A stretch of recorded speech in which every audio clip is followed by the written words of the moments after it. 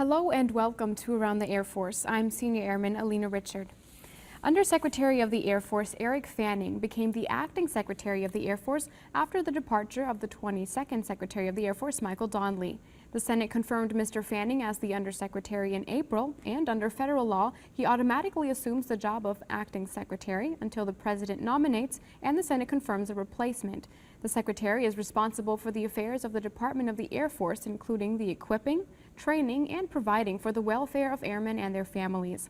For more on this story, visit AFLink. The end of an era took place as the 81st Fighter Squadron at Spangdahlem Air Base, Germany was deactivated. Senior Airman Evan Mills spoke with some of the squadron's last airmen to learn a little bit about the 81st's history and what lies ahead. The 81st Fighter Squadron has been inactivated after several decades in Europe. But how long has it been? So in 1953 was the first time that the 81st Fighter Squadron was in Europe. That's 60 years. Even though most know the 81st by the A-10s zooming overhead, they've actually flown many other aircraft over the years. It started with the P-40 Warhawks. They also flew the F-86 Sabre, all different models of the F-4, as well as the F-16, and finally ended flying the A-10. During its time in Europe, the 81st made temporary stays at several bases, but finally found their home on Spangdahlem in 1973. With such a long and proud heritage, there are a wide range of feelings among those who worked with the jets every day. A little surreal thinking, this is the last time that we'll be flying around in Europe. It's bittersweet. I mean, this has been a long time coming now. It's been a year and a half since they first told us we were going to close. Even with the inactivation, some feel the thought of shutting down forever is a very long time. You never know, things can change. Maybe they'll send us back. The closure may mean the end of A-10s on Spangdahlem, but their memory will be a part of the Eifel region forever. I'm Senior Airman Evan Mills, AFN News.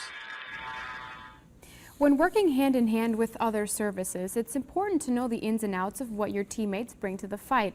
Command Sergeant Major Anthony Mahoney took large strides towards reaching that goal as he took part in a familiarization flight. Senior Airman Destiny Chavez has more. United States Forces Korea Command Sergeant Major Anthony Mahoney has served for nearly 30 years, and he's still learning. Like I said, I've grown up in the infantry. Today, F-16 pilot Captain Van Morrissey from 36 Fighter Squadron gives him a lesson in flight. We integrate a lot with the Army, so I think it's really important for him to see the capabilities of the aircraft and also the limitations that we have with some of our current avionics, and really show him what we can bring to the fight and what we need in the future to make that sustainable. And bring some unique attributes to the battlefield, which I was never really aware of until actually getting to experience what one of these wonderful aircraft can do in flight. I now am aware of some of the capabilities of our brothers and sisters in the Air Force, giving us close air support from above. Today's experience bridges the gap between land and air, creating a better environment for our future forces. Because we're all part of a joint team around the world, and especially here in Korea. And it doesn't matter what uniform you wear.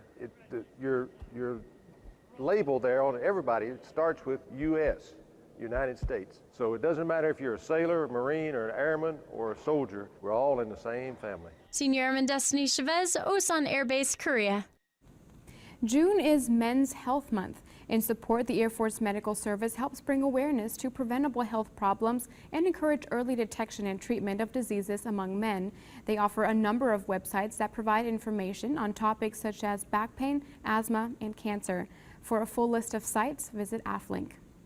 To find additional information on these and other stories affecting airmen and their families, visit the Air Force's official website, AFLink. You can also listen to Air Force Radio News online. Just scroll over the News tab at the top of the page, then select Radio. From the Air Force Broadcasting Service at Fort Meade, Maryland, I'm Senior Airman Alina Richard. Thanks for watching.